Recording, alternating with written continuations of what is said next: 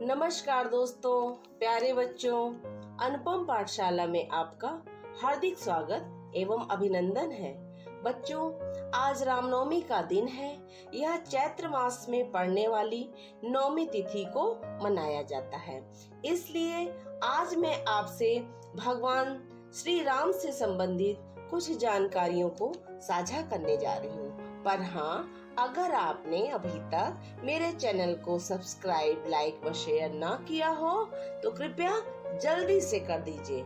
और आइए चलते हैं श्री राम की मंगलकारी गाथा की ओर।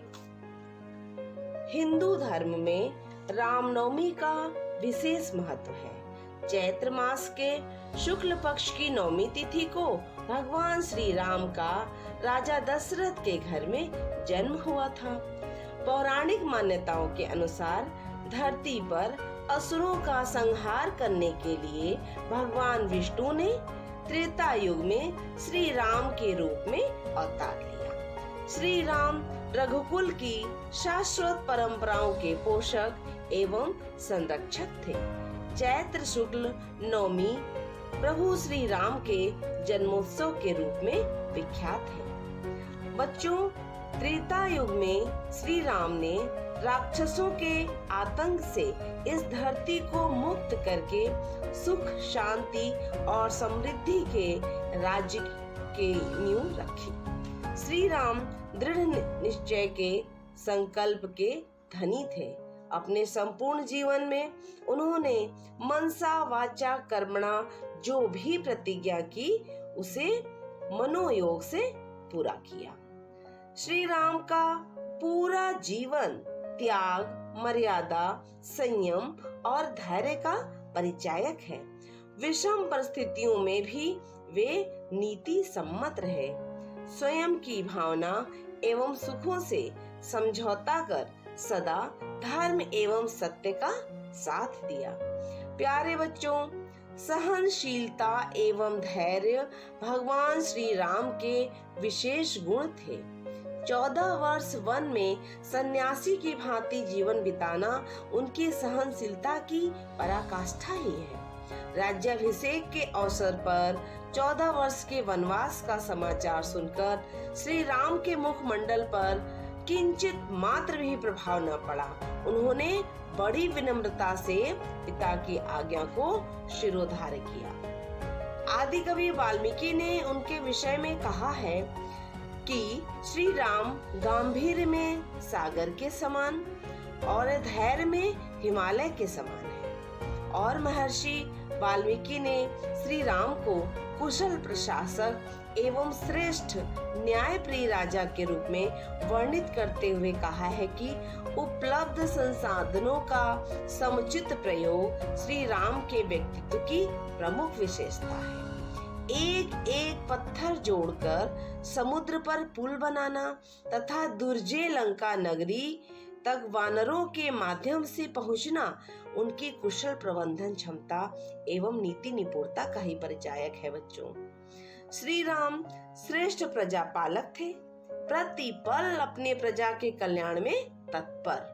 उनके श्रेष्ठ प्रशासनिक ज्ञान का वर्णन करते हुए तुलसीदास जी कहते हैं कि जब भरत राम के पास पहुँचे तो राम ने पूछा, प्रजा से कर कैसे ले रहे हो? कर समझते हैं आप लोग? टैक्स, जिसे आजकल हम लोग टैक्स कहते हैं। भरत ने कहा, जैसे इक्ष्वाकु वंश लेता है। इस पर श्री राम ने कहा, हम सूर्यवंशी हैं, हमें प्रजा से ऐसे कर लेना चाहिए जैसे सूर्य पृथ्वी से जल लेता है। सूर्य समुद्र, नदी, तालाब से जल लेता है, परंतु लेने का पता नहीं चलता। जब वह बादलों के रूप में जरूरत के स्थानों पर बरसता है तब देने का पता चलता है। इसी तथ्य को तुलसीदास इस प्रकार लिखते हैं, बरसत हरसत लोग सब, करसत लखै न कोई। तो बच्चों, त्रेता में ऋषि मुनियों को राक्षसों ने आतंकित किया हुआ था। श्री राम ने अपने पराक्रम से ऋषियों के आध्यात्मिक स्वाभिमान की रक्षा की तथा उनके आश्रमों को राक्षसों के भय से मुक्त किया। विश्वामित्र को ताड़का सुबाहु के आतंक से मुक्ति दिलाई।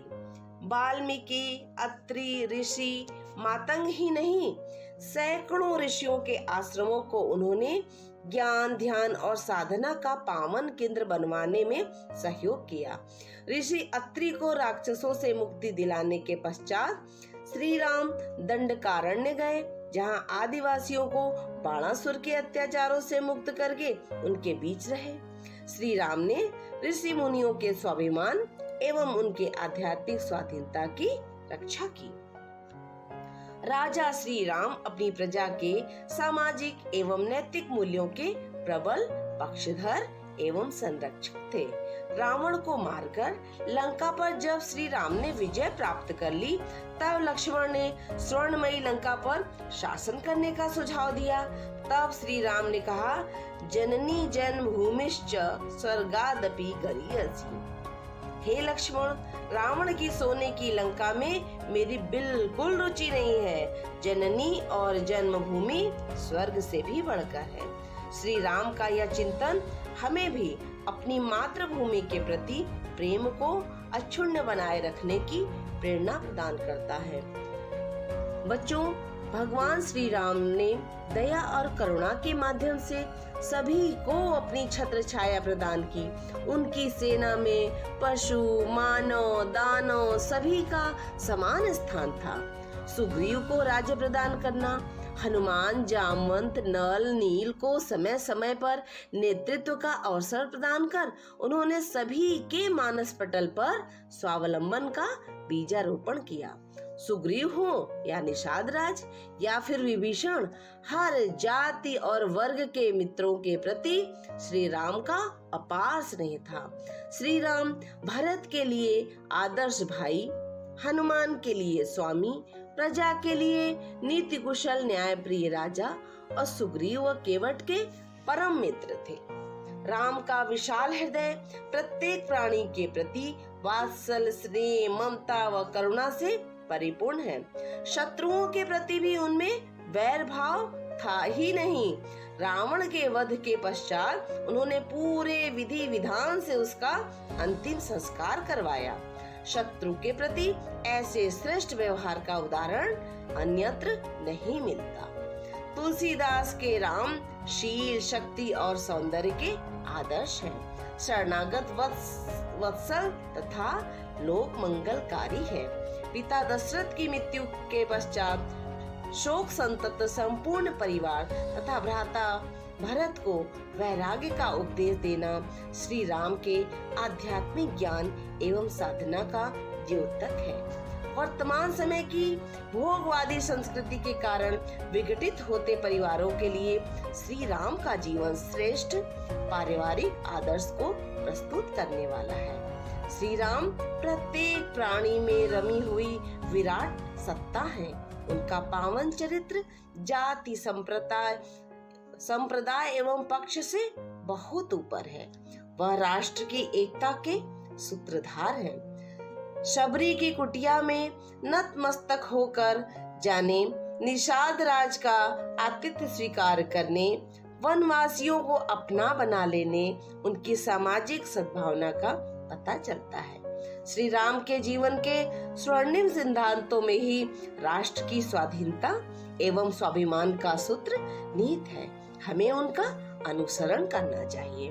तो बच्चों, ये रही श्री राम के संपूर्ण जीवन की थोड़ी थोड़ी झलक। और अभी आपने सुना कि एक विराट, एक विशाल व्यक्तित्व के वो धनी थे। अब आपको आज की ये गाथा कैसी लगी, ये मुझे कमेंट बॉक्स में लिखकर बताना होगा। चलिए प्रेम से बोलिए सियावर रामचंद्र की जय। जय श्री राम।